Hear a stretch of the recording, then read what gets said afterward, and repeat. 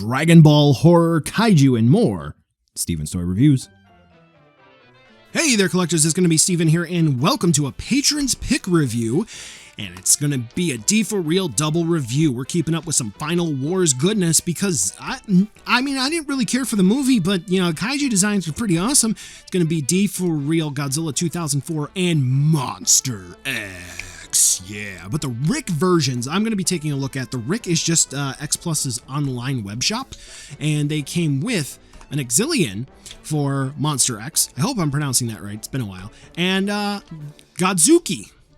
Because calling the pack-in for the Monster Arts Godzilla Earth Godzuki, or was it Minya? I don't know.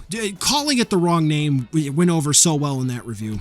It's Godzuki. So anyway, cool, right? So Deforeals tend to run relatively expensive, and chances are if you get the Rick, you're going to be paying quite a bit amount of money. Generally speaking, we're talking about $100 each, and considering there's no North American distribution, which Bandai Collect, maybe you should get on that. Anyway, yeah, you're going to be paying a pretty penny even if you don't get the Rick version. So without further ado, let's take a look to see whether or not these two are going to be worth adding, or even just one of them, into your collection.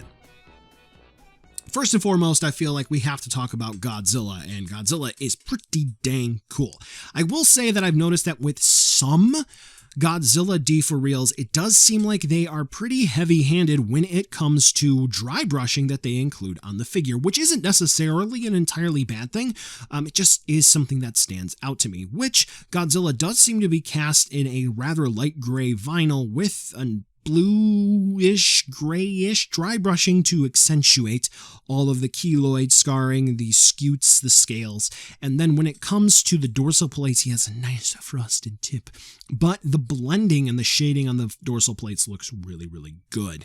This version of Godzilla has very, very distinctive eyes, and I do think that X Plus nailed it here, along with the fangs of this Godzilla having a nice outward bend at the bottom, and mwah.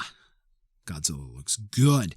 I do have to say that the gradient on the paint for the nails is fantastic, and just the sculpted detail really does bring out that sense of depth for this character. Overall, I do think that Godzilla is rather solid. But now that we're talking about solid, let's talk about Monster X, and Monster X is all but solid.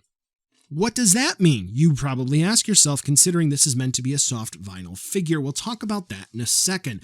But the deformed unicorn here that turns into Kaiser Ghidorah has equally as impressive sculpted details, and the paint is amazing as well. We have beady little red eyes that are going to be found on the main head and the two shoulder pads, which are going to be split heads for Monster X. And then there's going to be the shoulder pads, which have just the faintest shading of brown, which it looks to have veins on it as well. The hands seem to feature almost like a charcoal silver gradient on them, which is magnifique. And then we have almost like that armor plating that's going to be on the torso for Monster X, leading down all the way up to the tail, which has the twin tips, which is just the piece that is overall. Monster X just looks solid, and I'm referring to the two horns being the weird unicorn. Though, is that a bicorn? One? Yeah, I don't know. You get what I'm trying to say. Now, what am I talking about for the soft vinyl here being extra soft? So for the two shoulder pads of Monster X, they are interestingly being held in by a floating piece of vinyl that comes off of the neck. It's almost like it sprouts out. This allows it to bend, and it kind of like absorbs a blow if it should drop, which is okay, but you can see how it sort of bends in place and it sort of squishes inward. The arms do as well, so this is something to keep in mind as you're handling Monster X. Let's go ahead and talk about Godzuki here, which is going to be the online web shop exclusive for Godzilla 2004. Unfortunately, if you miss the order window, you are going to have to rely on the secondhand market, the aftermarket, in order to get this. So for Godzuki, he is going to... he just looks creepy with the oversized head, and he's just looking up. You may recall this from the end-ish of Final Wars, where he's trying to regain his father's love, and he's going after Godzilla, which is cute. And then we have a destroyed building here.